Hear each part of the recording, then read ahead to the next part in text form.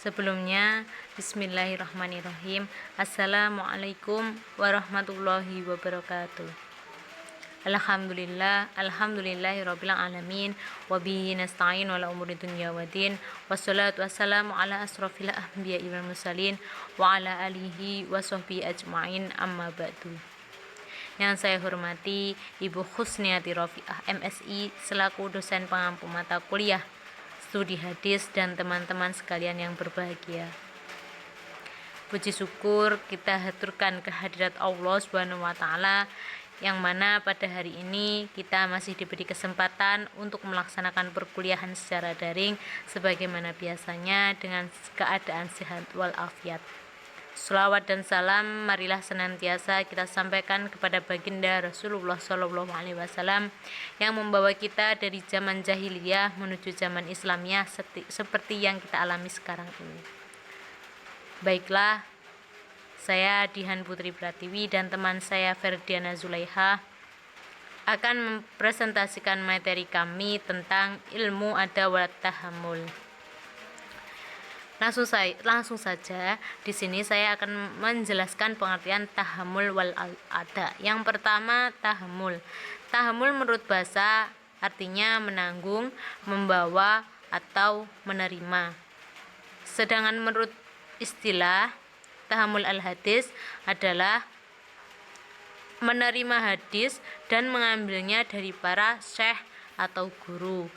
Ulama sepakat bahwa dimaksud dengan at-tahammul adalah mengambil atau menerima hadis dari seorang guru dengan salah satu cara tertentu. Selanjutnya, al-ada.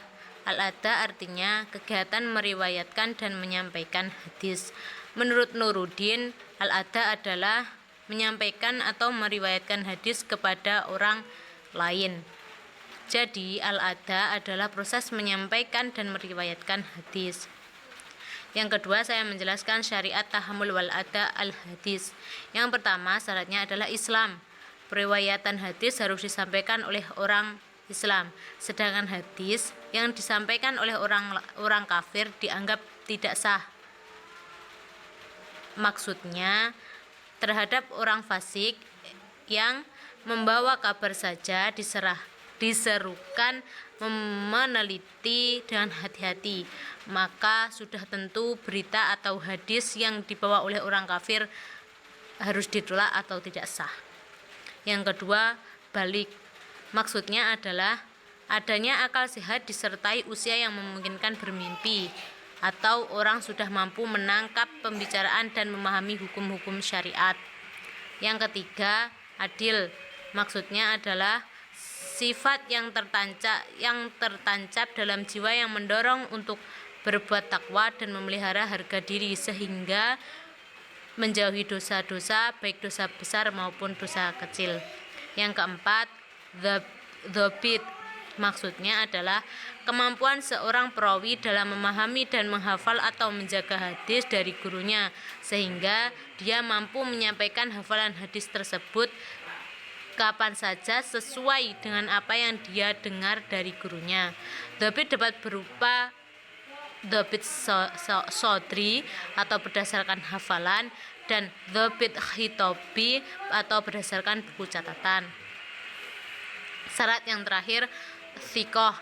Maksudnya adalah hadis yang diriwayatkan tidak berlawanan dengan hadis yang lebih kuat atau dengan Al-Quran. Yang ketiga yaitu syarat menerima hadis. Syarat menerima hadis ada 3. Yang pertama, tamyiz, yaitu bisa membedakan mana yang baik dan mana yang buruk. Yang kedua, sehat akal pikirannya. Dan yang terakhir, secara fisik dan mental orang tersebut mampu memahami dengan baik riwayat hadis yang diterimanya. Sekian penjelasan dari saya dan akan dilanjutkan oleh teman saya Ferdiana Zulaiha. Wassalamualaikum warahmatullahi wabarakatuh. Yang ketiga yaitu metode dan bentuk sigot tahammul wal ada al-hadis. Yang pertama, as-simai, mendengarkan lafaz guru, yaitu murid mendengar sendiri dari perkataan gurunya, baik dengan cara mengimlakkan maupun bukan, baik dari hafalannya maupun membaca tulisannya. Yang kedua, al-qiraah, membaca dari syekh.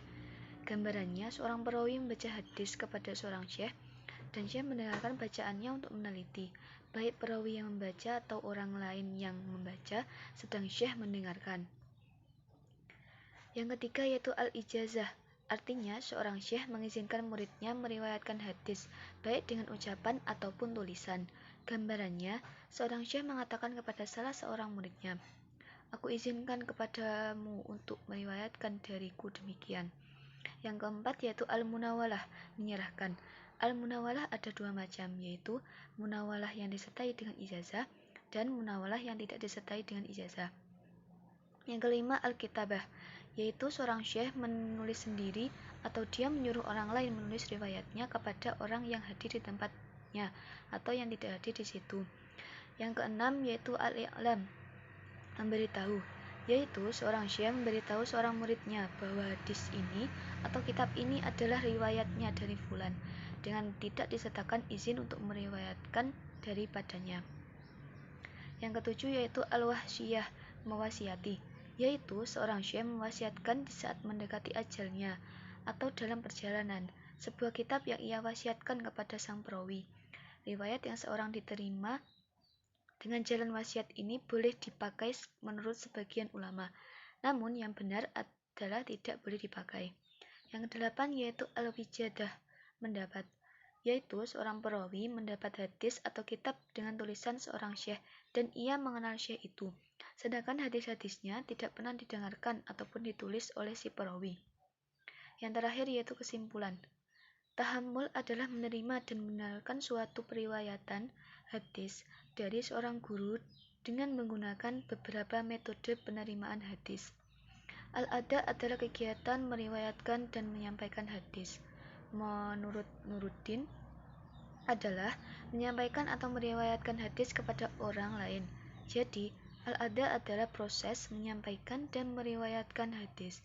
Kelayaan tahammul dan kelayaan ada.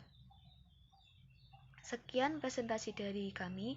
Apabila ada kata-kata yang kurang berkenan di hati, kami mohon maaf yang sebesar-besarnya. Billahi taufiq wal hidayah, waridho wal inayah. Wassalamualaikum warahmatullahi wabarakatuh.